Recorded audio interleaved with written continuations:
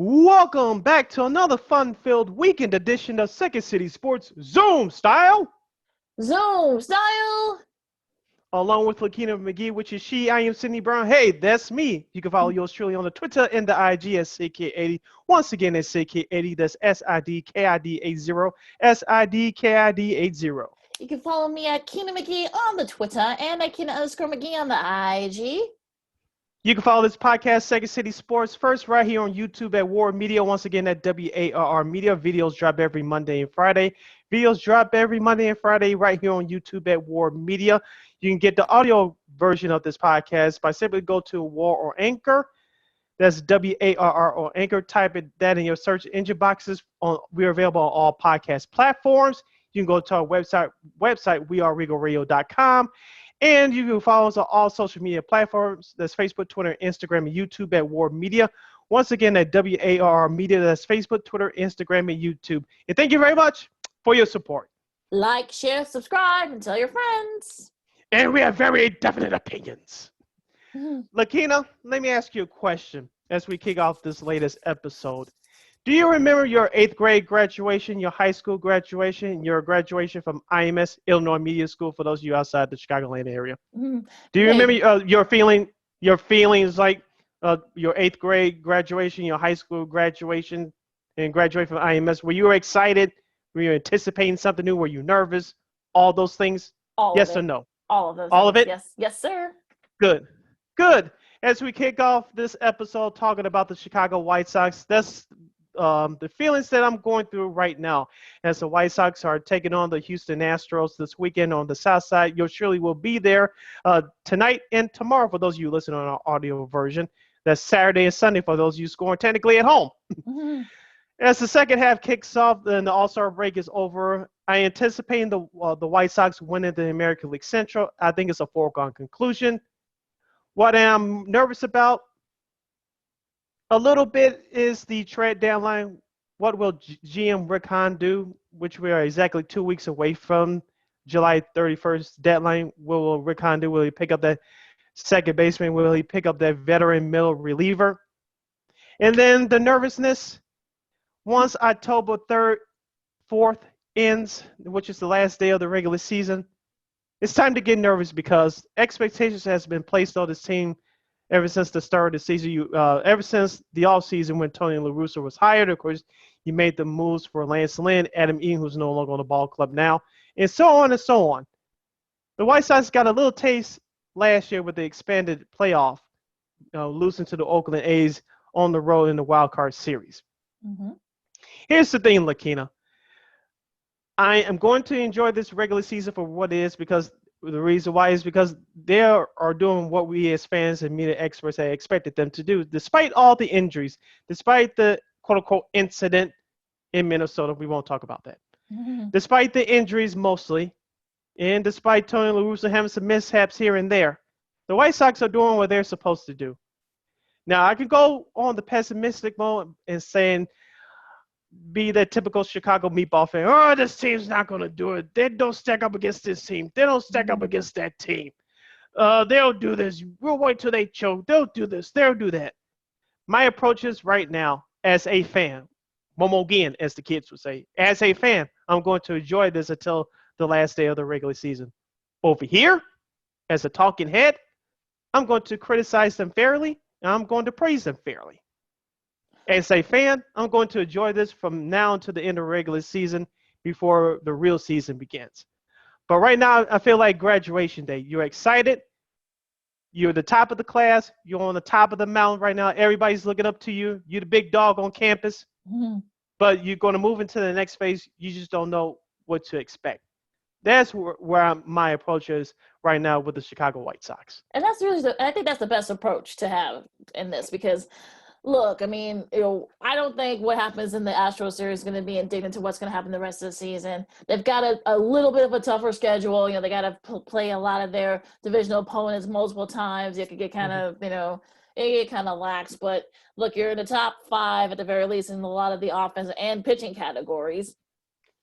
But I think at this point, you just kind of have to go with the flow. I think you're kind of, if you're the White Sox, you're right where you should be. You're up. You're Mhm. probably, I doubt that unless you completely collapse, which you shouldn't, and somehow Cleveland passes you, then you could probably say that you got a good shot of pulling away from in the division and perhaps win Mhm. it. And look, whatever happens, as far as where the chips fall more than May when it comes to seedings and AL and all that stuff, okay, fine. Let's not worry about that right now.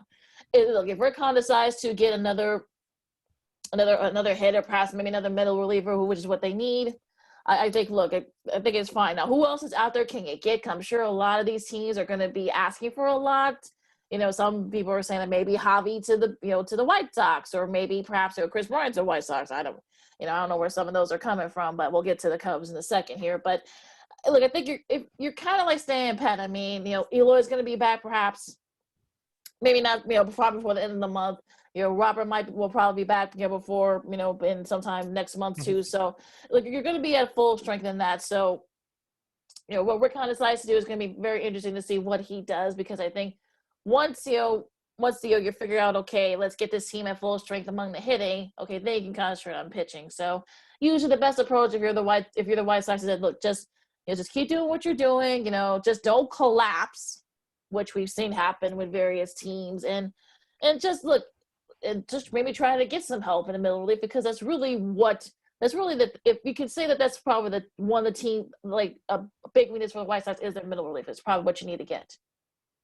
My anticipation as well, you brought it up, Lakeena, with the possible return of Eloy Jimenez by the end of this month, if not no later than August 3rd. Of course, Luis Roberts should be back by the middle of August, I should say, assuming starting catcher Yasmani Grandal as well. The reason why I'm anticipating those moves is because we'll finally get to see, minus Nick Madrigal, the starting second baseman who's out for the year.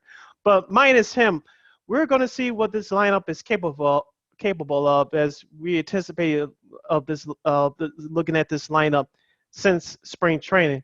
We were robbed of that because of the injuries.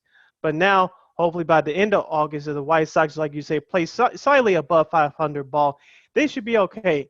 I'm not handing them the division just yet, even though I believe the division is theirs. But as long as the White Sox play slightly above 500 ball, they'll be okay. Now, breaking down their 54 and 35 record as of this recording, they're 13 and 7 against the AL East, 7 and 10 against the AL West, and 30 and 15 against their AL Central rival counterparts.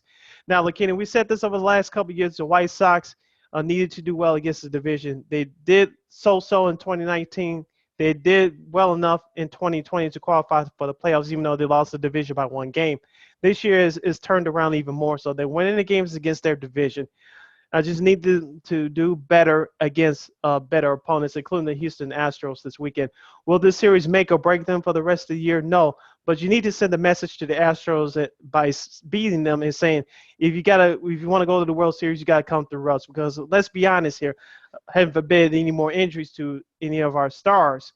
The White Sox will be favored come postseason, come out October. And they need to start sending messages by collecting up with wins against better teams. And it starts this weekend against Houston. Well, if you look at the White Sox schedule, like I said, it doesn't, it's a little bit tough. I mean, you got to play, at Tampa Bay, you get the Yankees, you got to play Oakland, you got to play Kansas City. There are no push, they're not at your level yet, but there are no pushovers. So you just got to, try to get, as long as you don't go below 500, I think you're in a pretty good spot if you're the White Sox. I think that's really the best way you can do it. Just to just try to take one series at a time, and hopefully at least win most of your series, so that way you can kind of be right at above the 500 mark, so you can kind of you don't have to worry about having to lose leads, lose an 8-game lead that you have right now as it is recording against Cleveland. So I think if you make some moves, great. If you, as long as you don't just completely just fall by the wayside, I think you're in pretty good shape. Now, if God forbid, Jose Abreu or of a Tim Anderson, if someone like that goes down with an injury, knock on wood, then you might have a little bit of a problem. But again, there's this hope that doesn't happen. Yeah, we already had a scare with Jose Abreu, and hopefully it doesn't happen to him nor anybody else. You're listening to Second City Sports, the weekend edition, along with Lakeena McGee. I'm Sydney Brown. Lakeena, let's talk about the North Siders. They made a trade late Thursday afternoon, sending Joc Pederson to the Atlanta Braves for a minor leaguer first baseman. Lakeena, we talked about this on the show last week. First, Ronald Acuna Jr., their right fielder for the Braves, the all-star right fielder, injured himself, tearing his ACL. Hopefully he'll be back in time to start of the 2022 season. Let me explain it this way. One of my top 10 all-time favorite movies, Lean on Me. Shout out to Morgan Freeman. I'm talking about on screen, not off the screen. That's a whole other issue. But do you remember that scene? For those of you that are listening exclusively on our podcast, looking and roll their eyes. If you don't know what that means, go look up the information yourself. Now back to our conversation. Do you remember that scene before the things started to turn around at the school? He brought up the quote-unquote bad kids onto the stage, and he told them they're all explicated. Yep. You're out of here forever. Yep. I wish you well. And all of them start acting up, and eventually they were removed quickly. Yep. I know some people, especially in this town, Chicago, want to give Jed Hoyer the keys to go ahead with the fire sale. Maybe I'm in the minority, but I don't see Jed Hoyer exploiting all the talent that has been rumored to be traded over the last couple of summers, like Javi Baez, Chris Bryant, and Wilson Contreras, the catcher. Now, you all know you'll get to the Cubs' schedule in a minute as they open up a 3-game series against the Arizona Diamondbacks on the road this weekend. But I know Joc Pederson was the first move. I know there may be another domino or two that will fall, but like I said, maybe I'm the minority. I just don't see a complete fire sale. I just don't. No, I'm with you. I think we're probably in the minority. I think we're used to it, but that's another thing. But yes, but yeah, I mean, I don't. Rim shot. Yeah, thank you. But like I said before, I mean that NL Central is still there for the taking. Do you really think that the Brewers are going to be the winners of that division? I don't think so. Yes, I know Cincinnati is second place, but Cincinnati's been up and down and inconsistent. So I don't think they're gonna be around that much. So I think St. Louis, I know some people say St. Louis, a lot of people picked them to win the division, but they haven't been playing very well. So I just think that at this point, I think people just need to kind of just sit down, take a breath. It's not the Cubs' fault that their division is not very good. So I think for people to sort of anticipate that, and so it begins, here comes a fire sale, let's trade everybody.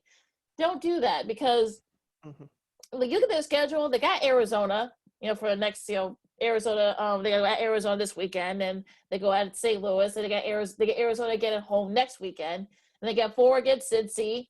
They got 3 at Washington and DC against the Nationals, and they goes through July 31st, correct? Yes, sir. So yeah, we'll find out a lot more and with that, when that series begins in 2 weeks. I'm talking about the Washington series. Yeah, I mean, maybe another move or two would have been made by then, but we'll see.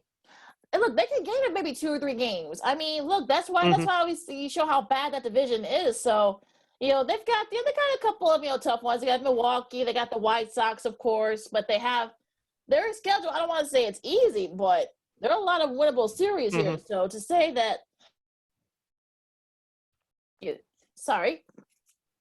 to say that that the team should totally sell everybody and just win the division's right there for the taking. So it's not their fault. So I would say let's slow down and let's see how some of these series go. Here's the thing about the Cubs: can they generate any offense consistently? Because that's been their problem for the last 2 or 3 seasons, including this year. Javi Baez has 20+ home runs this year. Chris Bryant, who's an all-star, we know that he can get it done. But will your role players, will they start to come through it again, like the Patrick Duffys, Matt Duffys rather, in the I'll think about the old Dallas show. Well, the Matt Duffys and the Patrick Wisdoms and Nico Horner and some of those guys, will they continue to pick up the slack again like they did back in the month of May? Jason Hayward, how much does he have left? And some of the other big name guys. They all had to work as a collective unit, and it's been hit and miss these last couple weeks. Having the longest losing streak in over a decade. I know we talked about this last week. Catcher Wilson Contreras called out some of his teammates following last Saturday night's loss against the Cardinals on national television. I'm not going to say something does need to change. I'm not saying the firing of David Ross or anything like that, but an attitude needs to change. Will they do that this weekend in Arizona? They should. Arizona's the worst team in baseball next to Baltimore. So it had to, at least for the weekend, should change. Mhm. Will they translate to being more consistent and start winning games? Because some of those guys in that clubhouse, their days may be numbered. And also, too, like you said, this is consistent. I think that they've had some injuries. Some of those guys are coming back. So hopefully a Cubs team at full strength can kind of be sort of like right there in that division. And like I said before, the division's still right there, is right there still for the taking. So, and their schedule is actually, I'm not going to say it's easy, but there, like I said, there are a lot of winnable series. So I would say, for people that want a fire sale so badly, I think you might want to slow down on that. Well, we still have exactly 2 weeks before the trade deadline, so there's not a lot of time, but there's some time between now and then. So the only people that can control it is the players themselves. As I said before, the attitude needs to change. You had a nice long break. You didn't play last Sunday against the Cardinals because it was a rainout, so you had a few days off. So hopefully the guys can come in with a fresh attitude and go get Arizona. You should sweep the series, no worse than 2 out of 3. But let's be realistic. You still should sweep the series, even though you've been playing like crap the last 2 weeks. There's no excuse for that either. So they have to. And I think for psyche too, for the confidence and for the psyche of the team, I think your best bet is you better sweep against one of the worst teams in the major league. So that could help jumpstart the confidence. So who knows? Exactly. Sticking with baseball, but just for another moment or two before we move on, as you're listening to Second City Sports along with Lakeena McGee, I'm Cindy Brown. The Red Sox and Yankees are taking place this weekend in the Bronx. Thursday's game was canceled due to several New York players and front office personnel testing positive for COVID-19, including Aaron Judge. The series resumed Friday, and so the series continues this weekend. And so the Thursday game will be made up in a later date. Also, of the series going on this weekend, worthy of note, the Miami Marlins at Philadelphia to take on the Phillies, the New York Mets at the Pittsburgh Pirates, the San Diego Padres at the Washington Nationals, Texas Rangers at the Toronto Blue Jays in Buffalo, New York, the Milwaukee Brewers, as you just mentioned, Lakeena, they'll take on Cincinnati on the road. Tampa Bay will go to the new look at Atlanta Braves. The Baltimore Orioles will play Kansas City Royals. Of course, the Astros and the White Sox here in Chicago.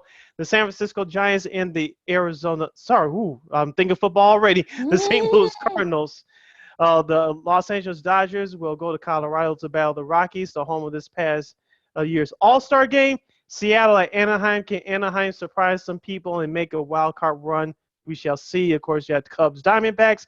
Cleveland at Oakland. And then you have Minnesota at Detroit. So those are the series go around baseball for this weekend. Yeah, hopefully they'll be able to play because both of their doubleheader games were postponed due to rain. So there's a lot of rain, going on. They're getting the rain they're actually getting the rain that we got. So hopefully they'll be able to play tonight. Yep, we'll see about that. Of course, the 3 games they're on tonight. For those of you listening on our audio version, the Fox Saturday Night Baseball's game of the week.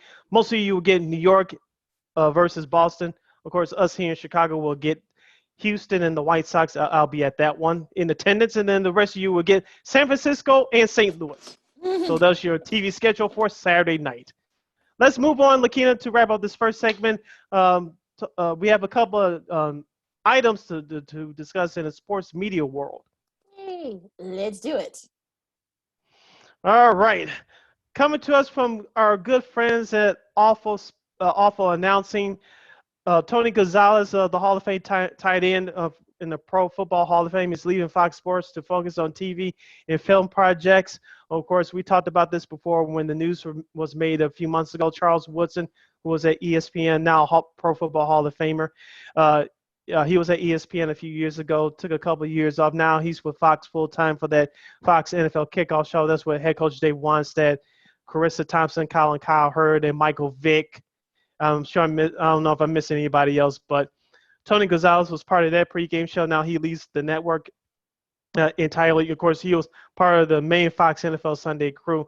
He did also the halftime and the postgame stuff when Jimmy Johnson didn't do it. So this is going to be a huge hole to fill. But this is why they brought in Charles Woodson. Looks like his Michael Vick's role is going to be expanded as well. And congratulations to Mark Sanchez, the former NFL quarterback. He leaves ESPN for Fox. He's going to be a game analyst next to Kevin Kugler.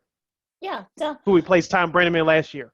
Yeah. First with the Gonzalez news, I think it doesn't really surprise me. I mean, he is a Los Angeles born guy. He's very good looking, got charisma. So I think he wants to do some, Hollywood projects. So, excuse me. So I think that's sort of the route that some football guys, take. We saw that, way back when with Jim Brown and Fred the Hammer Williamson. Now with, I think Thomas Jones, who's played for the Bears. I think he's been doing a lot of movies and episodic. Doing very well too. Yeah, doing a lot of episodic work. So yeah, so he's got a good resume. So I think he, Gonzalez, Tony wants to kind of take advantage of that. So I'm not surprised. I mean, he's, like I said, he's very good looking. He's got charisma. He's got charm. So, and very smart. So I think he definitely will be getting some roles on television and movies in no time. Of course, Willie Gault way back in the day for us here in Chicago, had a really great Hollywood career. So I think he's still doing some stuff here and there from time to time, some production stuff too, I believe. Mark Sanchez, I'm not really surprised. I know he said he's been wanting to call games. I think ESPN never really gave him the opportunity to do it. So I really don't blame him for leaving. Now, it's going to be interesting too that now that he's gone, that opens the door for that ABC college football halftime stuff and pre and post and stuff. You got Kevin Nagandi and Booger McFarland. So who fills that role? Sam Acho, who was hired a couple of weeks ago. Shout out to him and Danny Parker's friend of the show, by the way, by doing the community work with the SCORE marathon here in Chicago to raise money for a new grocery store in the Allstate neighborhood in Chicago. So congratulations to both those gentlemen on that. But Sam Acho has been hired by ESPN. I think he'll do some games as well, but he's going to mainly do studio work. So he's an intelligent guy, former NFL player, former Chicago Bear. He's going to do fine. I know his brother Emmanuel, he may do some stuff with the NFL, but he's doing some Speak for Yourself on Fox Sports 1 with Marcellus Wiley. So the Acho brothers are doing quite fine. Yeah, Sam's actually pretty much doing what Emmanuel did. He's going to be doing like the ESPN 2, their halftime stuff. So yeah, so he's basically taking over. But everyone who covers Sam Acho, who was here, when he was here in Chicago, everybody said he was a very engaging guy. Very media savvy. So it's not very very surprising that he's done a really good job at Get Up last week. So for those last couple of days last week. So like not a big surprise. The Acho brothers are taking over by storm. So and he says some nice things about his brother. So he said that the little brother is a better dresser and smarter. I don't know if he was trying to be. I don't know if he's trying to be condescending, but he actually like he meant it. So, but yeah. But look, you got Alex Smith perhaps maybe be able to replace for Mark Sanchez. I mean, we still don't know what RG3 is going to do. So I know the Ravens start training camp in a couple of weeks. So we'll see what he does. So, very interesting, stuff coming up here in sports media as things are starting to kind of like get into gear as we get closer and closer to training camp and, college football is starting their practices and their media days. Yeah. Do you remember sticking with hockey for just a second, Lakeena? Before the shutdown last year, do you remember the game early on a Sunday night in March between the Chicago Blackhawks and the St. Louis Blues? I do. Yes, I do. Yeah, that was the first game where the first ever all-female crew, both on camera, behind the camera. AJ Malesko, Kate Scott, and Kendall Coyne Schofield, who's now working for the Blackhawks. In the front office, they were the first all-female crew to call an NHL game. Major League Baseball will make history as they'll do an all-female broadcast this coming Tuesday at 6:15 p.m. Central Standard Time on YouTube, and that's the game between the Baltimore Orioles and the Tampa Bay Rays. Calling the game will be Miss Melanie Newman, the Orioles regular radio play-by-play voice since a year ago. She'll team up with Sarah Langs and Alana Rizzo, who used to be the Dodgers field reporter. She's back with Mm-hmm. the MLB Network now. She'll do the on-field reporting. Heidi Watney, and Lauren Gardner, both from the MLB Network, will handle both the pre and post game show duties. Lakeena, this is not me being just cheerful just to do it. I'm not a salesman. I'm not a politician. I'm not a liar, but I'm really looking forward to this. And it looks like MLB has gotten it right, at least hiring a crew that are credible women. They know what they're doing. They have credits to their name. So I'm really looking forward to how they present this. Yeah, I mean, they've got like great women who are really good at what they do. Like I said, some Mm-hmm. of them do work for the MLB Network, so it's not like these girls Mm-hmm. don't. These ladies, I should say, not girls. They're most of them about my age. Know what they're doing. So like I said, good for them. I mean, I think that look, there are a lot of great credible women. Kate Scott's going to be doing a college football game of the week with Mike Golick. On I believe Mm-hmm. IMB Leaf Guard. I think that's. I think I want to make sure I got the network right. But yeah, so look, I think we know how to do stuff. So we know how to do play-by-play. We know how to do analyst work. I mean, look, we might be seeing some of this in NFL this year, maybe even college football. So I think that these leagues are realizing that women we're pretty good at this stuff too. So especially if you get Yeah. women who have been doing it for years. So I think that look, this is probably going to be something they're going to be seeing. Maybe a little bit more frequently, that it won't be weird, for some people. But I like it. I'm sure a lot of people are going to be checking it out, and look, I'm sure it's going to be a really great broadcast. Yeah, help me with my memory, really, Keen. I think the NBA did it a few years ago. If not, just let me know. I think they tried to do it a few years ago. If not, they should do it. But the NFL should do it for sure, because you have a lot of female fans that watch football. I'm not talking about just wives with their husbands who are football fans. We have a lot of hardcore female football fans as well, whether they're married or not, whether they have children or not. So the NFL hasn't done it yet. I think the NBA has always tried before. That of course they have regular analysts, but I don't think they have done an all-female crew yet. I'm No, talking about the not NBA. yet. Not yet. I know the NFL hasn't done it yet. Those two leagues need to start doing it. I think didn't Amazon, when they were doing the games of the week, wasn't who was doing it? I think Andrea Kramer, I think Hannah Storm were doing it. They had an all female play-by-play. I think they did that last couple of seasons. I think. Yeah, you're correct, Bunch. You said they need to put it on a major network. Yeah, I was like they haven't the done major it yet. network. That's what I'm Yeah, saying. You're correct on that as far as Amazon Prime. We had some news on them in just a minute, but yeah, you're right as far as those two doing it. But I need to see it on NBC, Fox, and CBS, so more people can watch it. Yeah, you're right about that. And I think and hopefully with the success of this, maybe they will. Maybe the bigger networks will do that. I think maybe with streaming, I think it may be easier for people to accept. I think that's probably why we haven't seen it on a major network yet. Of course, look, I don't know what people's problems are, but I guess in the streaming world, it's a little more acceptable. But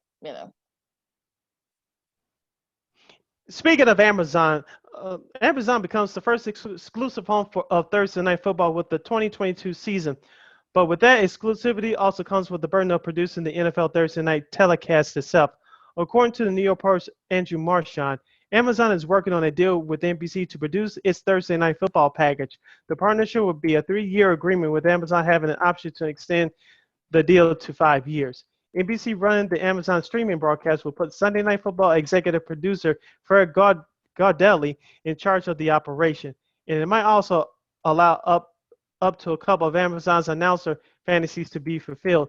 The hope that the NBC's involvement will result in Al Michaels calling play-by-play for the Thursday night broadcast. As reported in June, the veteran announcer is Amazon's first choice for the job. Will Michaels be willing to call 2 games per week, since it will be the final year of his NBC contract prior to retirement? Perhaps he would be willing to go out on a high note and a larger workload. And with Michaels in the booth, maybe, just maybe, Amazon and NBC could break through and entice Peyton Manning to finally take a game analyst gig after years of being pursued by ESPN for Monday Night Football and CBS and Fox at the time as possible replacement for Tony Romo, before Romo agreed to that big-time deal. As part of the Amazon Thursday Night package could be Maria Taylor, who's reportedly on the verge of joining NBC after her ESPN contracts expired next week in the conclusion of the NBA Finals. Could either be the sideline reporter or perhaps pre- and post-game host for the telecast. According to front office sports' Michael McCarthy, Taylor's deal with NBC could be non-exclusive agreement, which will allow her to work on the Amazon broadcast. For the past 3 seasons, Fox and the NFL Network have produced Thursday night broadcasts with their simulcast streaming on Amazon, as you mentioned with Hannah Storm and Andrea Kramer, along with alternate fields, including the ladies I just mentioned. But with Amazon taking over Thursday night football exclusively next season, the streaming platform will obviously want to make a splash with established broadcast talent that could attract more viewers and demonstrate that it's primetime production despite not being on network or cable television. Lakeena, as we said before, the way that we watch our sports, by the way, of just TV and radio, is not just the only 2 options anymore. There's more money being put in streaming, so people want and need options, especially in this digital era that we're living in right now. And this is just another prime example. Yeah, I mean, look, if Amazon does get the Sunday ticket, there's some rumors that they might get that. So, that's going to be a very interesting thing here. And as far as the Thursday night, I know that they've been. If you're Al Michaels, I mean, you're 78. You're still very sharp. You're still very quick-witted. So, do you want to do a full workload? I don't know. I mean, and we know that this is the last. I think this year, I believe, is the last coming season is the last season of his contract. So. Yeah, and plus they get the Super Bowl this season, Yeah, so that could be his last game before Mike Tirico takes over. Yeah, so if that's since that's the case, I mean, do you really want to have this heavy workload? I don't know if he wants to do that. So, especially with the Delta variant and stuff, it's still COVID, so it's like they may want to limit his travel. So, I don't know if he wants to do that. We'll see. Look, as far as Peyton Manning, I know people years been trying to get I know CBS tried to get him before they got Tony Romo. I'm sure I think Fox has tried to get him before. ESPN has been and pleading for him to do Monday Night Football. What makes Amazon think that they're special that they can get him to do it? I mean, I think he likes to do what he's doing now, so I don't think they're going to be able to do that. So, I mean, I don't know. And as far as the other stuff, I mean, Maria Taylor, I think we're going to talk about, well, I guess what we'll say. I mean, if she does end up going to NBC and, Amazon could also be part of that deal. I mean, and look, I mean, she wasn't going to get Stephen A. Smith money. He's been there longer. So, $8 million, yes, it's asinine, but it is what it is. And plus, you turned down the raise when some of your colleagues, were being, shoved out the door or were asked to take pay cuts. Look, Maria Taylor is great, but, unfortunately, you got to play a little bit smarter. So I don't know what her people were thinking, allegedly. So I don't know. But look, you get Cassie Hubbard to take over that spot, on game day and on, Saturday Night Football, the primetime coverage, the game of the week, if you will. Maybe Malika Andrews could perhaps maybe make a play for that spot too. So I don't know, but again, there's still, like I said, there's so much stuff going on in the sports media, especially this time of year, since everything's starting to take shape. But it's just hilarious, and it's fascinating to follow, Sid. It is fascinating to follow, especially in an industry like this that we're breaking through and we're trying to put our mark, and everybody's trying to put their mark if you're working in this industry. So we got to follow the trends and follow what's going on. Let's take this 20-second timeout as you're listening to the weekend edition of Second City Sports along with Lakeena McGee. I am Sidney Brown. Stay tuned for more sports and more fun. When we return, we'll preview Game 5 and review Game 4 of the NBA Finals between the Milwaukee Bucks and the Phoenix Suns with our astute panel. Who are they? You'll have to stay tuned. More of the weekend edition of Second City Sports after this. Welcome back to the second half of the weekend edition of Second City Sports Zoom Style. Zoom Style. Along with Lakeena McGee, which is she, I am Sidney Brown. That's me. You can follow yours truly on the Twitter and the IG at SidKid80. Once again, that's SidKid80. That's SIDKID80. That's SIDKID80. You can follow me at Keenan McGee on the Twitter and at Keenan_McGee on the IG. You can follow this podcast, Second City Sports, first right here on YouTube at WARR Media. Once again, at WARR Media. Our videos drop every Monday and Friday. Once again, videos drop every Monday and Friday right here on YouTube at WARR Media. You can catch the audio version of this podcast. That's at WARR on Anchor. We're available on all podcast platforms, including the iHeartRadio app. Make sure you type in that search engine box on those podcast platforms, WARR on Anchor. You can also go to our website, weareregalradio.com, for more information. And you can follow us on all social media, on Facebook, Twitter, Instagram, and right here on YouTube at WARR Media. Excuse me. Once again, at WARR Media. That's Facebook, Twitter, Instagram, and YouTube. Thank you very much for your support. Like, share, subscribe, and tell your friends. And we have very definite opinions as we kick off the second half of Second City Sports. Pardon my Balderman Davis for those of you old school TV fans for good times. That's hopefully the last time I'll remind you young folks about that.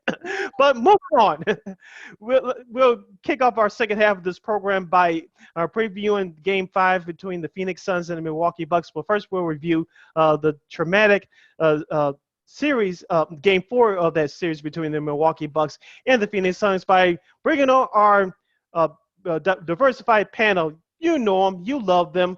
First up from our good friend and teammate at WARR Media, he covers everything basketball, social issues.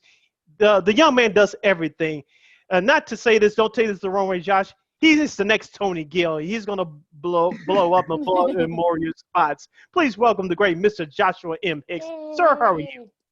Sid and Lakeena, glad to be back on board. I'm not taking offense at it at all because Tony Gill set the standard pretty high, so I gotta match that and more. So I appreciate being around company as great as that. But no, all is well. Hope all the same to you guys. Yeah, no problem. And of course, last but definitely not least, she's the only Miami Heat fan left in Chicago.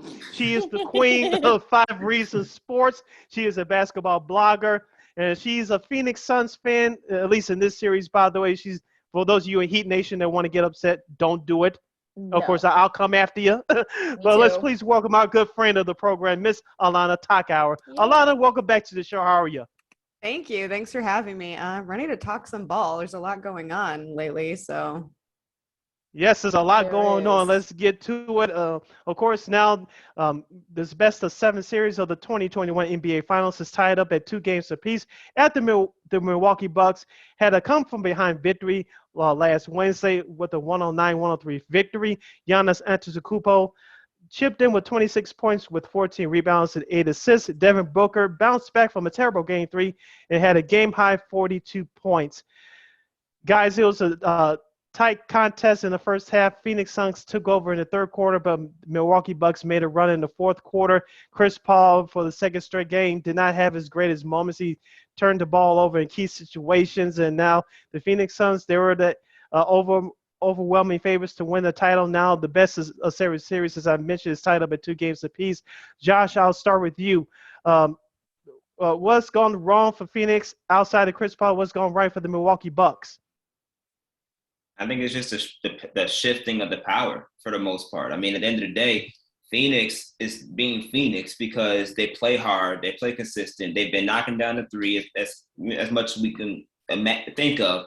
And the coach, Monty Williams, has been making coaching adjustments. It just wasn't Phoenix's night. And I think the key X factor to this thing was the Chris Paul effect. Chris Paul just was not himself these past couple of games. You have to wonder, since he is up in age and he is playing deeper into the playoffs, which he is not accustomed to doing, plus COVID, you have to wonder if some of this is fatigue or mental lapses here and there because he's been making turnovers he normally doesn't make. He's been a little careless with the ball. Hasn't been shooting effectively well either these past couple games. So you have to just you wonder what's going on with Chris Paul and everything. But overall, Phoenix, I think, is okay. It's glad to see Devin Booker bounce back the way that he did with a monster 42-point performance. So to see that for Phoenix is encouraging. I just think they just got to just keep with it. It's a grind. So you're in the playoffs. It's a different situation for both teams. So I think they're just filling out what it's really truly like to be in the playoffs.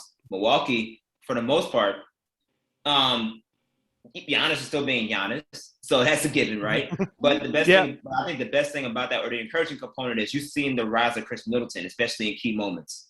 Chris Middleton is showing that, although Giannis is supposedly the face of the franchise and the main guy, when it matters most, this team does not succeed without Chris Middleton playing at an elite level that we know he has the capability of doing. And he has been doing that the past couple of games at home.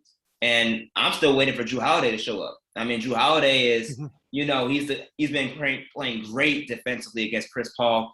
And whoever other assignments he's assigned to, whether it is Devin Booker or Mikal Bridges, whoever the case may be, he has showed up defensively.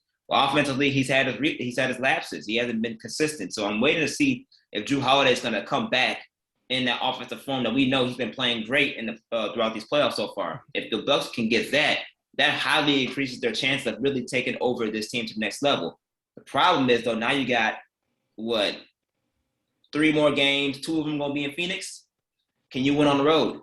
That's going to be the next question, which the Bucks have shown that, they don't play their best on the road and we're not capable so far of playing on the road in this series. So those are going to be the next big things. But I think it's just honestly just the grind of the playoffs is what we're experiencing, and players that have never been to the finals before adjusting to what that really looks like. Allana? Yeah, I think that's a great point. I tweeted this out. It kind of seemed like, nerves were getting into CP3 a little bit. Obviously, he's a pro, and that's not something that should be happening. But at the end of the day, there is a lot riding on this. This is the first chance that he's gotten to go this deep. And I think that, not only mentally, but the physical component of it, to your point, to get to the finals, it is a grind, and that takes out of a person. I think, the COVID situation, we didn't really get confirmation on how bad that was or the extent of that. But I would be shocked if it didn't play a role. And we also have to remember his hand isn't completely fine either. I don't know if any of you have kind of picked up on it, but there are times when he's grabbing his hand pretty visibly. And again, I'm not making excuses. You have to push through. It is the playoffs, and you are being counted on as that veteran guy. But I'm not necessarily worried. I would have loved a sweep personally, because and honestly, this is not only because of what they did to the Heat. The Bucks are just very unlikable to me. I like the individual players here and there. I have all the respect in the world for Giannis. I really actually like Holiday. Middleton, I know a lot of Heat fans don't like him. I have no problem with him, but as a unit, I just don't find them likable, and I don't understand people who root for them, to be honest. So I'm just here pulling for the Suns. Hopefully they can get this done. I said Suns in 6, so it's still, I didn't expect the sweep. It just would have been nice. She's worse than me, Lakeena. I just don't like Mike Bunos. She just likes the whole damn franchise of the town. It's a rivalry thing like this, with the Chicago is, Milwaukee, no success for any pro team in Wisconsin, but the supporting cast for both these teams, they've had, their various, moments, both the Cams on the Phoenix, Cam Johnson, campaign, probably could have done more in Game 4, to help out CP3, and also but then Bobby Portis actually has been doing some things. Pat Connaughton hit some couple of big shots, to put the game away for Milwaukee. Allana, I'll start with you. Who has the advantage of the supporting cast, and can the supporting cast kind of keep up? I have to give them props, to your point. I think a lot of guys on the Bucks have been stepping up. I am not a Portis fan at all, so that is hard for me to swallow. There's some people in Miami that want him, and I'm like, stay away as far as possible. But I will say, I think, maybe not so much in the series so far, but I do think that the Suns supporting cast is strong. What Cam Payne has been able to do this season, I don't think anyone expected out of him. Especially, I know we were kind of scarred here in Chicago with what showed up at that point. So, he needs to definitely be given props. I think it's just a matter of kind of getting their heads in the game and having a well-rounded effort. It's great that Book was able to bounce back, but especially if CP3 is struggling, they're going to need more. Josh? Yeah, I agree with all the points you just said. And we have to and when we talk about these things, we have to be mindful of the fact that the Phoenix Suns are a relatively young team. Mm-hmm. Devin Booker's only, want to say 27, something along those lines. Cam Johnson, he's a rookie. I think he's a rookie this past year, or a second-year player. So, there's a lot of young players that are playing high-quality minutes and high-quality time. And even though they've been working themselves out, and they're around veteran leadership, you're talking about your first couple years in the league, and your first real major chance to go to a playoff is not just a regular first or second round exit. You're talking about the NBA Finals. That's your biggest stage.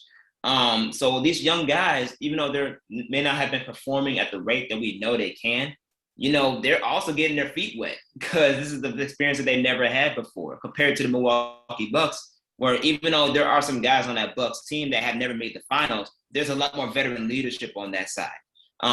But to me, the Suns have the most talent. So the Suns have the most talent. You would hope that with the coaching staff that they have, the veteran coaching staff that's there, between Monty Williams, Willie Green, who's now in charge or in the front lines to really sign that contract with the Pelicans as the next head coach. So major props to him. But I think Phoenix has more of the actual overall component of really taking this to the next level. And like you mentioned before, campaign, he might be champagning in a little bit, depending on how soon they win this championship, which is something we never thought we'd expected in Chicago. But, Cam Johnson, Mikal Bridges. I love Mikal Bridges. I wish the Bulls drafted him so bad. But Mikal Bridges, like that he's the perfect component of what it means to be a 3-and-D guy in this league. And he's about to get paid next summer. And it's shown throughout these playoffs. And I think the Jay Crowder addition was a very underrated but yet smart addition to that team, especially since, sorry, Allana, he left for Miami last year. That one day I don't think about the fact that we let him walk away. Yeah. That definitely hurts for Miami Heat fans, but it shows for Phoenix fans. It shows that what he really brings to the table, and having that along your perimeter, really helps set the tone for this Phoenix roster overall. So.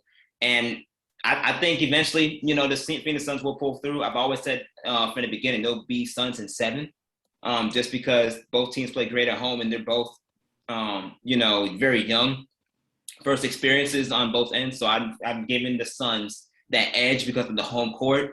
But, yeah, I think at this point, like you mentioned, Lakeena, it's about these bench players coming in and really getting their feet wet and settling into what's really been asked of them at the highest level, which is something that we know for a fact they're not fully accustomed to. Also, too, Devin Booker is only 24. So 24. Ooh, yes. I gave him close to me. Good Lord. Okay. He's been around a while, though. He's been around 24. For a few years. Okay. Yes. Go ahead, Sid. You're listening to the weekend edition of Second City Sports along with Lakeena McGee. I'm Sidney Brown. We're joined by our illustrious panel of NBA experts, Allana Tachauer and Joshua M. Hicks, discussing the 2021 NBA Finals between the Milwaukee Bucks and the Phoenix Suns. Allana, I'll start with you with this next question. Of course, for a championship team, you need guys to bring that energy, to bring that hustle, especially coming off the bench. Talk to us about Pat Connaughton from the Milwaukee Bucks. In Game 4, in 32 minutes of action, he had 11 points. At times, he's been Milwaukee's best player, at times outside of Giannis. But talk to us about Mr. Connaughton and his impact on the Milwaukee Bucks, because we all know they don't have that much talent outside that starting 5.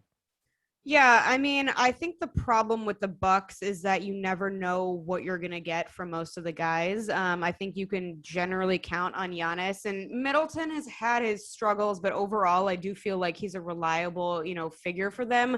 But outside of that, guys just aren't consistent. And what's been interesting, I think, in these finals is, okay, you can say from one game to another the inconsistency because you're playing a different team, you're figuring out both offensively and defensively what you need to do, but you're in the series with the same team. And so by now, I think guys should have a good handle on what the Suns are about, and especially if CP3 is not performing to his full potential. So I don't know, Connaughton, I think he has potential to step up for them. I just personally wouldn't count on that to show up every night. And I think that has been a problem from Milwaukee. Josh? Well, I mean, hey, Connaughton can shoot the 3, but what else can he give you, right? He's not. He knows how to fit his role, but when his role isn't amplified, he shrinks. And that's the reality of what he's shown throughout this series. If he can't make a 3-point jump shot and he's struggling to stay in front of you defensively, he's not going to last too long out there on the court. So he needs to step up, not just offensively, but defensively as well, because at the end of the day, Giannis himself was literally an extra move or extra tweak from that knee away from being out of these playoffs in the last series. And that was him not just going offensively, but playing defense, which is his specialty. The Bucks can't rely on Giannis to save them every time, in defensively like that. And that knee should be a sign of that. I'm glad Giannis is okay, but that's the reality that the Bucks are in. So because of that, someone like a Connaughton who's going to be playing consistent minutes off the bench that needs to show up on not just offensively but defensively. He has to help fill that void so that way the defense could be much more set and much more profound compared to what we're accustomed to seeing. So I don't know. I don't trust Connaughton either. I don't trust a lot of the Bucks guys. I don't even trust the coach. So if I can't trust the coach, I don't think anyone does. So no. Yeah, I think Milwaukee's just been living on a prayer as of recent, with everything going on. But he has the opportunities to play those roles. So he got to step up in ways that we're not accustomed to him seeing in order for him to have a chance. Well, real quick though, before we move on to other basketball related stuff, that block that Giannis made on Booker, to kind of seal the win. Everyone's now saying that it's the best block ever in NBA Finals history. When people forget that just a few years ago, and it was a Game 7, mind you, which actually won a championship. Of course, LeBron blocked Iggy. Of course, the complete that the Cavs come back against the Warriors. So. Quick, Josh, I'll start with you. Is the Giannis block, the best ever in NBA Finals history? Prisoner of the moment portion of the program. Go ahead. Please, no. No. You sound like me, Josh. You sound like me. No, I mean, yes, it was a heck of a play, of course. But come on now, you are 7-1 going up against a 7-foot center on an alley-oop. You have a good chance, okay? You don't have to run down nowhere. You ain't got to chase anybody down. You're right at the basket, right next to your opponent, and you could just block this. You can just block it. You have the same chance. So yes, heck of a block. But come on now, I'll even go. I'm gonna give a shout out to Miami fans. I'd rather go with Bam Adebayo's block compared to another good one. Yeah. Compared to that one, because Bam Adebayo literally had his whole wrist bent in the rim before he with his opposite hand, before he knocked that out. So I'd rather go with that. And obviously you can't compare that to what LeBron did, because LeBron's was just legendary. You really can't touch that. But talk about the best block in the world. Okay, stop overreacting. Just relax. This is the finals, but come on now. Let's not get carried away here. Let's bring it back to reality. Bravo. Take your drink. I don't care what you drink. This is water from me right now, but y'all have whatever drink y'all want. And relax, chill out, and sit back and just watch the finals for something actually that legendary to happen. Because heck of a play, but you talking about making it the best of the best. Please. And the best might be yet to come. The best might be yet to come, Allana. Yeah, I mean, NBA fans have such short-term memory. It's wild. It's like anything that happened a season ago just doesn't exist. I think to your point, I was going to say the same thing. You better be blocking that. That should not be that hard for you to do. I will say the fact that Giannis came back from the knee injury he did in the way he did is extraordinary. I think it speaks to whatever the Bucks medical staff did. I think it speaks to him taking care of his body. But short of that, it was great. But honestly, Precious Achiuwa, and I'm not just saying this because he was, I understand he's on the Heat, but his block on KD the other day when Nigeria played Team USA, that was more impressive to me than what Giannis did. So I don't know. I think to your point, everyone needs to settle down and just enjoy the finals for what they are. Speaking of big bands, now we get into our Game 5 preview, which takes Game 5 will take place Saturday night at 8:00 on ABC. The Game 5 will be in Phoenix. Speaking of the big men, Josh, I'll start with you. DeAndre Ayton, as Allana just mentioned a moment ago, he had 16 rebounds and 6 points in Game 4. He had a double-double in Game 3, but he was in early foul trouble. It's safe to say that Ayton has been struggling these last 2 games. Heading to Game 5, do you expect Ayton's struggles to continue, or do you expect him to figure it out and turn it around since he'll be on home court?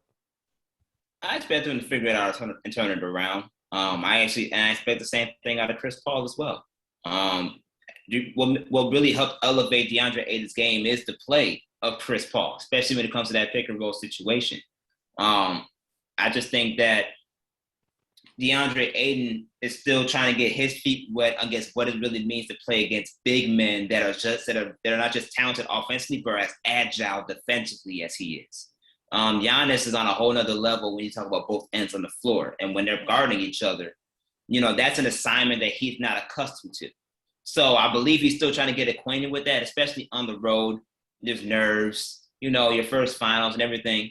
But if you watch that video of what Monty Williams encouraging him in game 2 and encouraging him to keep pushing, to be better, to continue to do the things that he's doing and help elevate his confidence, elevate his game before in that video, to have that on your sideline 24/7, along with a Chris Paul that's doing the same thing, along with a young leader that you can relate with and Devin Booker doing the same thing, his mind's going to be right. His mind's going to be right. He's going to be set.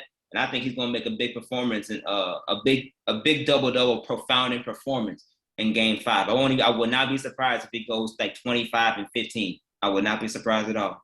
Allana?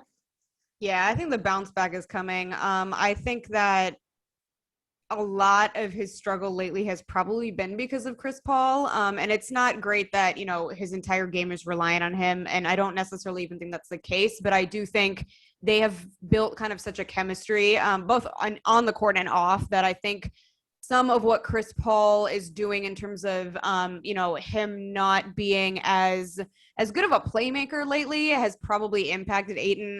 But I mean, I do think the bounce back is coming. I think they play much better at home. I think they're going to adjust properly. And I think, the fact that he has the full support of not only Chris Paul and Devin Booker, but Monty fully believes in him. And I think that means the world. I think it's just a matter of, it's a grind. It's the playoffs. They were on the road and they are young. But I'm not worried at all. Do you think whoever wins game 5, Alana, I'll start with you. Do you think whoever wins game 5 will win the series? About 72%, I think, in the finals. Whenever the series had 2, whoever wins game 5 ends up winning it all. So do you guys think that's the case this year? I've gotten so much hate for this. I'm still looking at this year as an asterisk, and I'm not trying to say that what's accomplished this year isn't worth celebrating and is meaningless, but so many weird things have happened that if anything were to be out of the ordinary, it would be this season. So even though the odds aren't great, I don't necessarily think that this season in particular, we should be listening to statistics. Josh? I think it depends on who wins game 5. If you're talking about Phoenix winning game 5, I trust them a lot more to win game 6 because they've done it before. They've done it against the Clippers in the last series to seal the deal. So I can trust Phoenix going on the road and getting a game 6 after coming back from home court. You're talking about Milwaukee. I have no faith in all they're going to do that. If they win game 5, and I know Phoenix is going to bounce back like they did starting in like the start they did in game 4. So if Phoenix wins, yeah, I think it's a done deal in 6. But if Milwaukee wins, yeah, we're going to 7. I believe it's going to go to 7, and I believe that this is going to be the best of the best is going to come down to that coaching staff of who coaches the most while executing it. And we all know Phoenix got the best coach out of the 2. So that's who I'm trusting right now. So forget the odds. I'm trusting them coaches right now, and the coaching staff and how they get these boys ready to play. We're at the halfway point of our NBA Power Hour right here on Second City Sports. Along with Lakeena McGee, I am Sidney Brown. We're joined by illustrious NBA panel Joshua M. Hicks and Allana Tachauer. Guys, let's bring it home first as we turn our attention to other NBA news. Let's bring it home to Chicago. Josh, I'll start with you.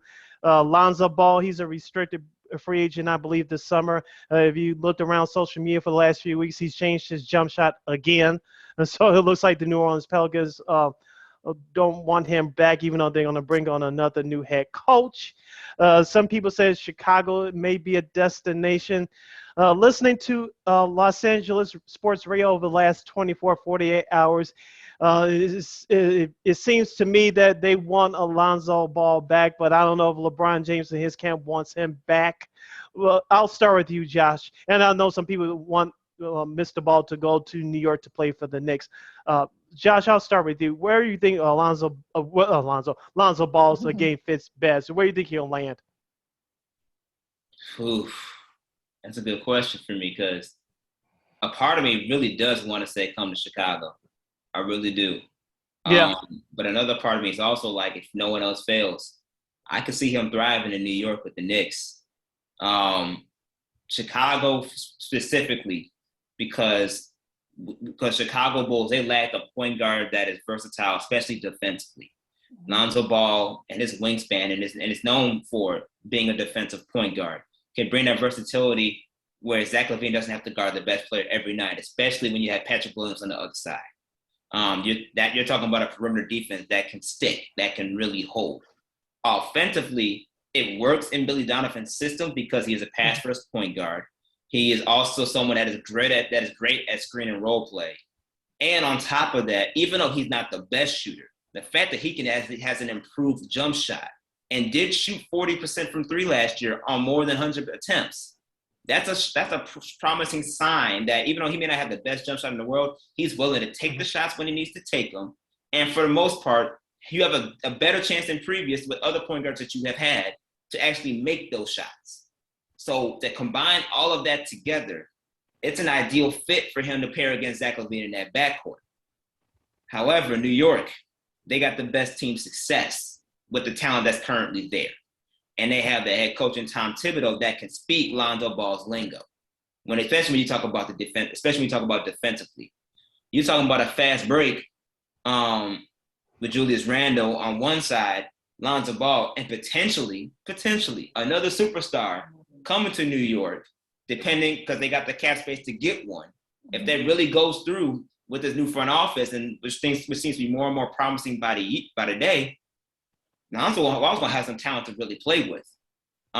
So I think it can work in both situations.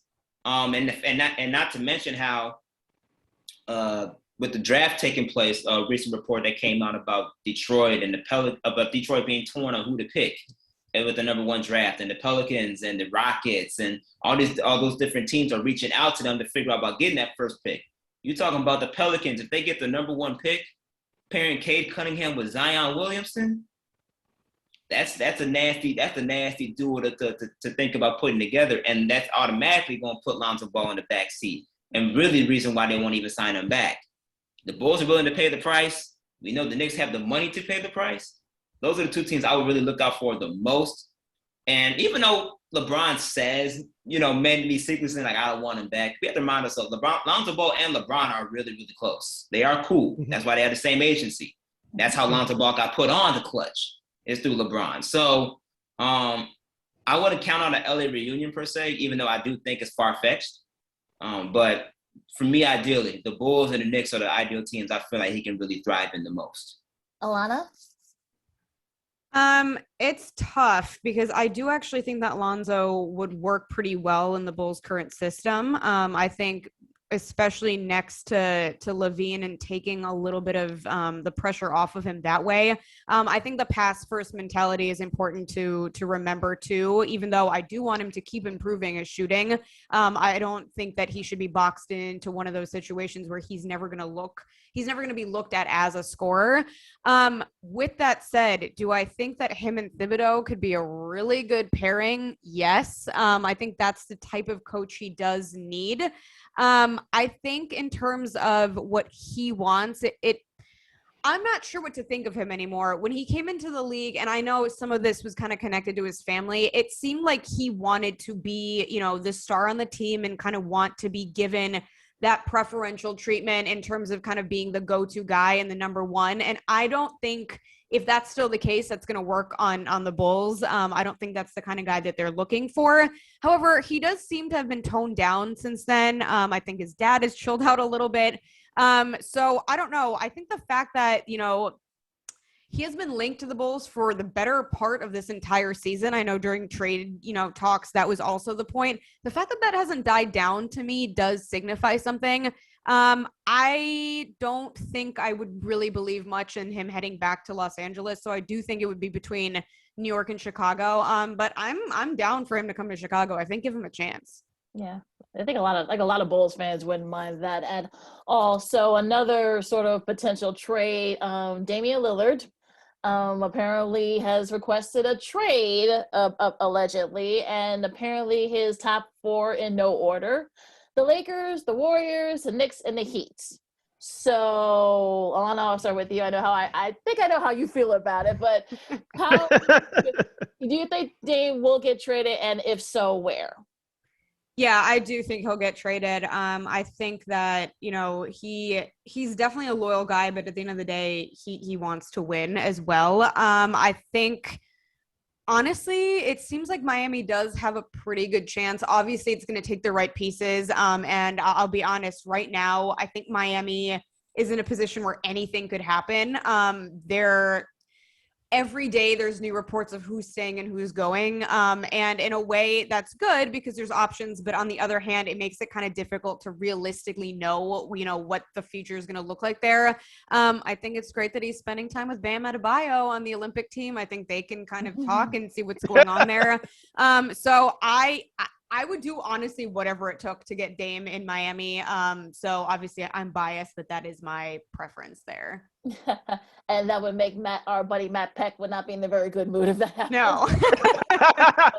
but maybe that'd be a bonus. Who knows? Josh?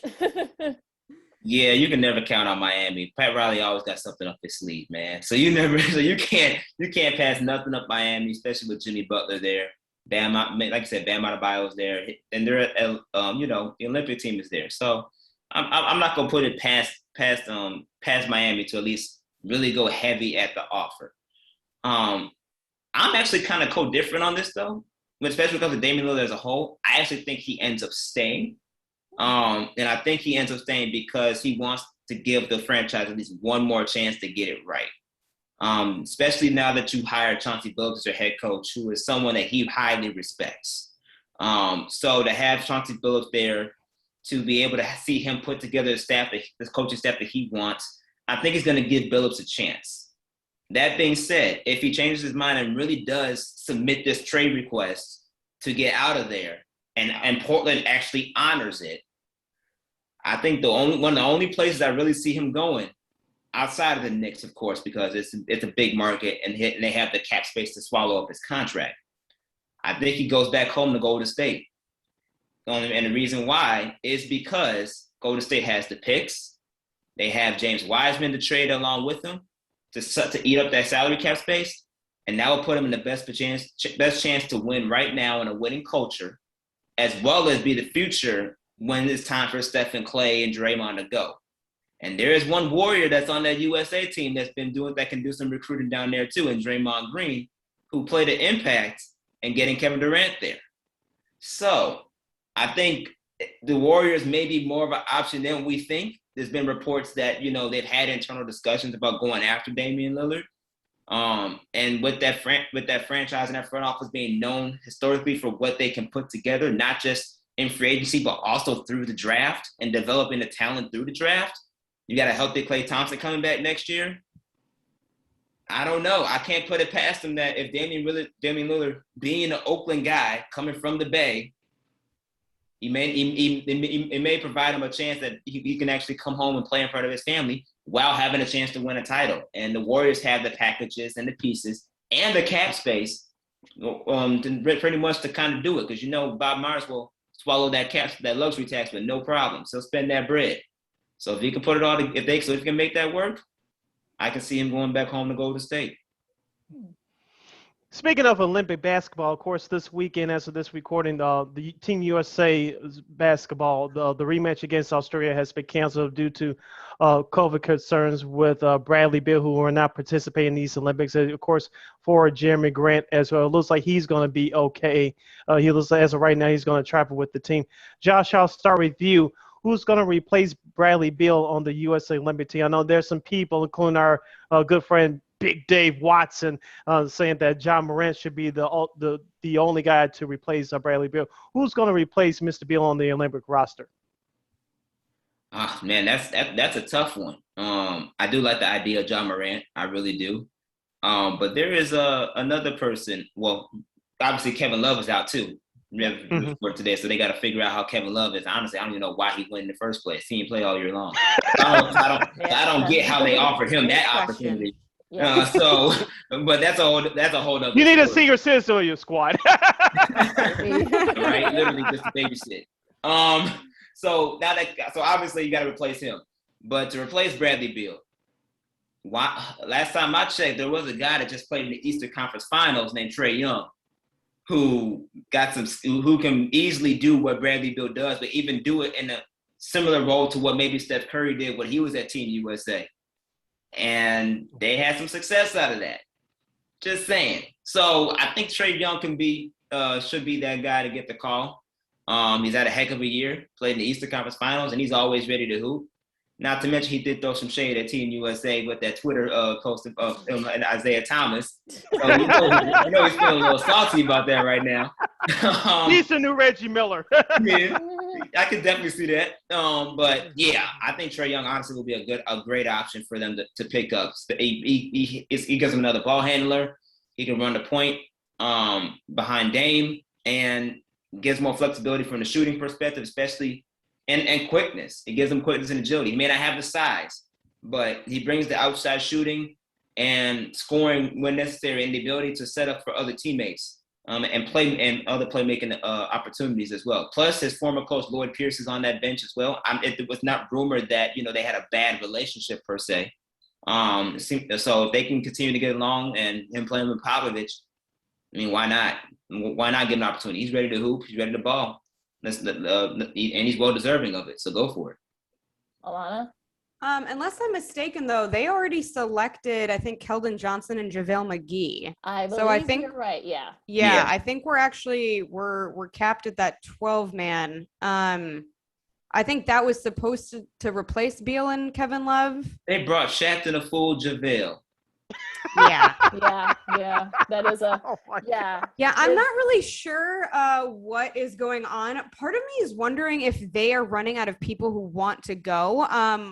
At first I was kind of skeptical. Then obviously, Trae Young posted that, which made it seem like he did want to go, but it just seems like some of these selections are coming out of left field. I know there was a little bit of talk around Duncan Robinson perhaps joining. And again, I don't know if there was actually validity to that or if it was just one of those smoke and mirror type of situations. But yeah, I'm not sure, to be honest. The Keldon Johnson pickup doesn't make sense to me either.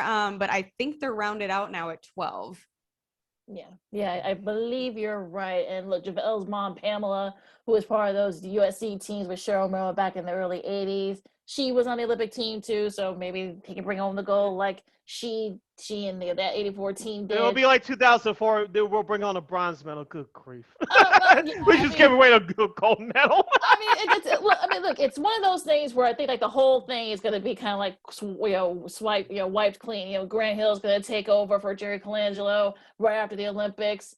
A friend of mine said that, maybe he should call Jay Wright, Grant does, when he takes over, to coach the U.S. national team, just putting it out there. But I don't think there's really no reason that, the men's team should, get through the early rounds, no problem. They have, I think, France and Iran, and I think the Czech Republic. They should be able to get through pool play, no problem. Now, once they get to the knockout rounds, that's probably when we'll start worrying, Keldon Johnson, JaVale McGee. The process is just a little bit weird, but I think like you said, Allana, I think it's more because a lot of guys didn't want to go initially. Yeah. So, Steph didn't want to go. Clay's hurt. Harden didn't want to go. He's probably would have been better off, but that's another story. But starting with you, Allana, are you concerned about Team USA perhaps maybe getting the gold again? Honestly, they haven't looked great. I know it's been exhibition games and, there's stuff happening with the roster. But I don't know if I'm worried, but I'm also not as confident as I was going into it. They should look better for the guys that are on that team. With that said, some of the guys had a very, again, shortened off season. It takes time to build chemistry. I don't really know if all of the guys fit into kind of what Pop is trying to do either. He has a very specific system that he uses, and I'm not sure how compatible a lot of the players on Team USA are with his coaching. So I don't know. At this point, this is up in the air, and to be honest, the Olympics in general, I feel like stuff's just going to go wrong. And I don't want to put like bad juju out there, but COVID is spiking like crazy. I don't think this is going to be the end of replacements, whether that be before they get there or after. It's a tricky situation. I think to your point, they can make it past that first kind of group of other teams, but moving forward, I don't know. I mean, even Nigeria looked great. Australia even balled out. There's been some surprises so far. Josh? I'm more worried about Zach LaVine doing some recruiting to get people to come to Chicago. That's what he did. That's what I'm more worried about.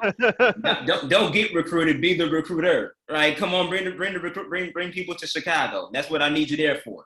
So that's what I'm more worried about. But overall, just about USA in general. I'm not worried right now because it's an exhibition play, so I'm not really worried about that right now. However, the reality is Team USA is not as strong as it used to be, and European basketball and international basketball as a whole has improved. So the reality is the USA can't be the overbearing top dog anymore, and they're really seeing what a taste of that looks like. I don't know if they're going to bring the gold. I think they still have a pretty high chance of doing it just because the athleticism that we have on this roster, combined with the talent, it's going to take some time to gel for sure. But I think we can pull it off. But it's not going to be like the USA's of old, where you can blow these European teams out by 30, 40 points every game. It's not like that anymore. The competition has improved. And USA is not as strong as it used to be because the highest of the highest talents are not performing in this realm. So it's going to be a lot tougher of a road to win the gold than previous years. However, the Team USA still has a high chance because of what's already there versus what they're dealing with. Although the international competition has improved. Last moment or two with our NBA panel right here on the weekend edition of Second City Sports. Sid and Lakeena with you. Our panel is joined with our panel is Allana Tachauer and Joshua M. Hicks. Last question from me, guys. Allana, I'll start with you. NBA Commissioner Adam Silver said a couple of weeks ago before the finals in his annual press conference, he wants the play-in tournament to continue next season as we get back to the 82-game schedule. For those of you listening exclusively on our podcast, Alana's rolling her eyes, and I enjoying in and with her in doing that. Why? Yeah. These players are already tired from an 82-game schedule. You need rest before the playoffs. We know why they're doing it, because of money. It worked the last couple of years because it was a shortened season. This season was 72 games in a short amount of days. You started on Christmas Day, but why bring it back for next season? It doesn't make any sense. I'm like Rob Parker of Fox Sports Radio. Stop it! A lot of start with you. Yeah, I think news just came in that they did agree to extend it, both the NBA and Players Association, so it's a wrap. I mean, we know why they're doing it. It's just kind of mind-boggling to me how many people actually like it. I think I'm the only person on my network that has fought against this.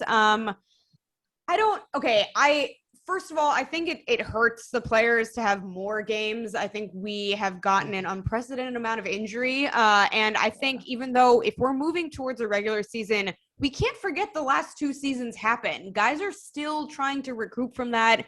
With the schedule being all crazy in terms of even the draft and when free agency starts this summer.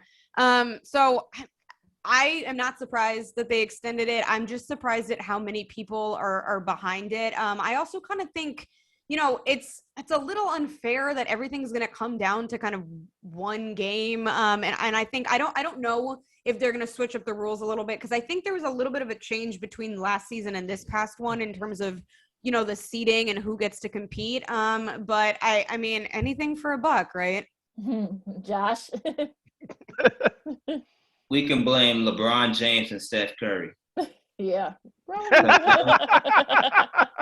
Because that was the game that the NBA saw was like, ooh, yeah. See, I told you this would work, right? So because of that, I'm not surprised. Not surprised. It's a money maker, it's a money grabber, but it gives a false hope that Steph Curry and LeBron James are going to be the 7th and 8th seeds of these playoffs. Playing against each other just to fight into a playoff spot, which is a seller. Like, it's not going to be like that every year.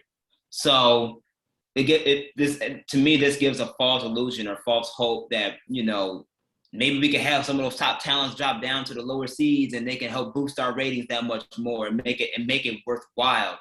When that's not going to be the reality. This was a once in a lifetime season opportunity with everything going on. So it's just, to me, it's just some false hope. And I hate that, they get to say, well, I just hate that teams in general, if they're trying to recruit, like especially in like free agency where they could say, well, we didn't really technically make the playoffs, but since we played in this play-in tournament, we're good enough to make the playoffs. So, our team, like, no, I don't want to hear that.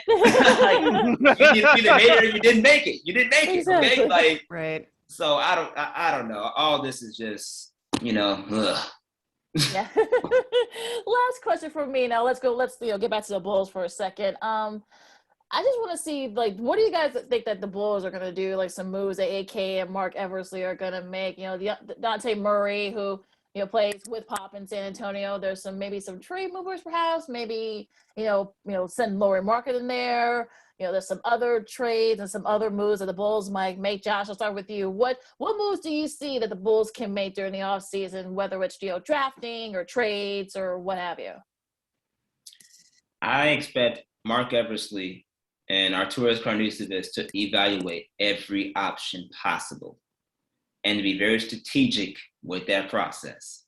Because Lord knows we did not expect them to blow up the team at trade deadline and get Vucevic and Daniel Theus and all those guys the way that they did, and there was not one peep about any of that taking place. They moved in silence, and G's moved in silence like lasagna. So therefore, we know that they're on some G status, right? They gangster with it.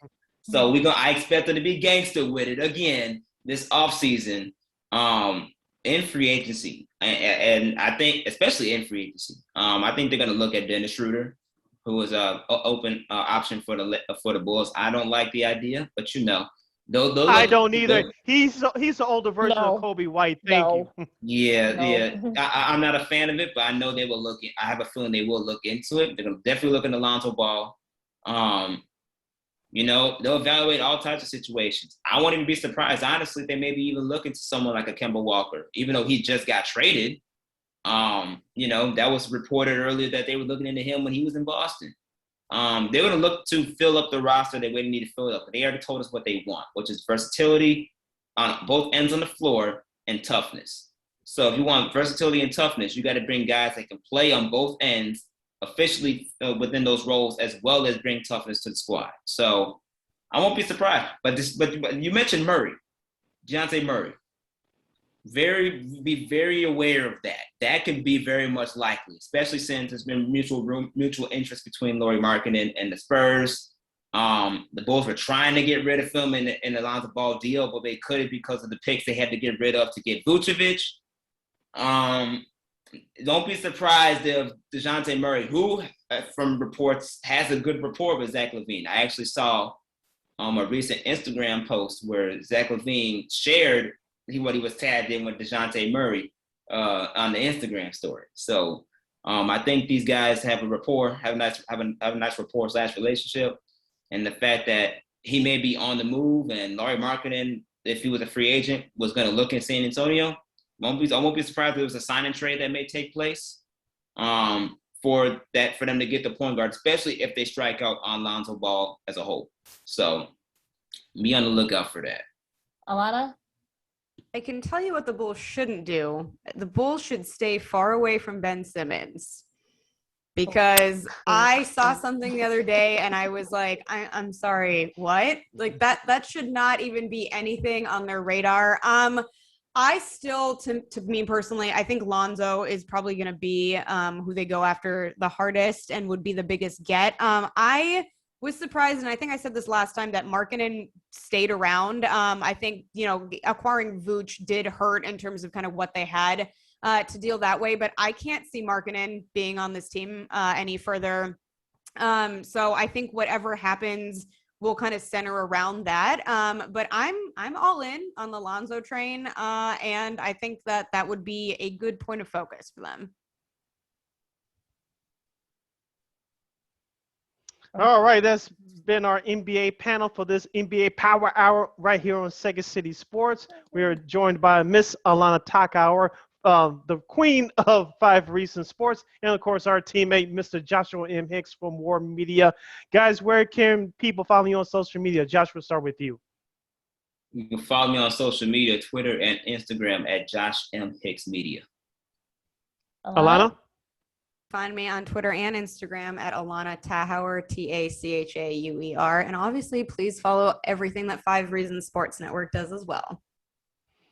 All right. Absolutely. Thank you guys, one and all. Great job of breaking down the NBA Finals, the Olympics, and what's going on from around the association. We appreciate it, guys. We'll have you guys Yay. back on again and down the line, okay?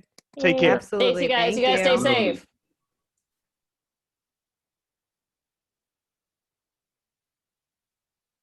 Lakeena, let's wrap it up. All right, so that was Josh and Allana, 2 of our faves here. And look, you got some great stuff coming up. You got game 6, game 5, I should say, coming up tonight on the NBA Finals. Also, you got the Open Championship going on at St. George's Royal Golf Course. Of course, there was no Open Championship last year, so it should be a fun one. You got Louis Oosthuizen, Jordan Spieth, Colin Morikawa. You might hear us, Justin Johnson might have something to say about it. So a lot of good stuff coming up. You can check it out on NBC. Also, of course, all the baseball, going on too, as it's back in action for the second half. So a lot of great sports happening. And so with that said, you can follow me at Keena McGee on the Twitter and at Keena_McGee on the IG. You can follow yours truly, Sydney Brown, on the Twitter and the IG at SidKid80. Once again, that's SidKid80. That's SIDKID80. SIDKID80. You can follow this podcast, Second City Sports, on YouTube at WARR Media. Once again, at WARR Media. Videos drop every Monday and Friday. Once again, videos drop every Monday and Friday right here on YouTube at WARR Media. You can listen to the audio version of this podcast, which is available at WARR Anchor. We are available on all podcast platforms, including the iHeartRadio app. Make sure you type in those search engine boxes on those podcast platforms. WARR on Anchor. That's WARR on Anchor. And you can go to our website, weareregalradio.com, for more details. That's WEAREREGAL radio.com. And you can follow us on all social media platforms, Facebook, Twitter, Instagram, and right here on YouTube at WARR Media. Once again, at WARR Media. That's Facebook, Twitter, Instagram, and YouTube. Thank you very much for your support. Like, share, subscribe, and tell your friends. For Lakeena McGee, I am Sydney Brown. You've been listening to the weekend edition of Second City Sports. On our next episode, we'll have the weekend that was for both our Chicago teams, and we'll preview Game 6 of the NBA Finals between the Phoenix Suns and the Milwaukee Bucks. Who will be leading this series? We'll find out on Saturday night. We'll be here to preview Game 6 for you on our next episode, as the team who's leading will be one step closer to claiming the 2021 NBA championship. As I mentioned, for Lakeena, I'm Sid. This has been Second City Sports. We'll see you next week. Till next time, holla! Stay safe, everyone, and wear your mask. And also, too, if you're going to get vaccinated, fine. If not, just wear your mask and keep your distance and be safe.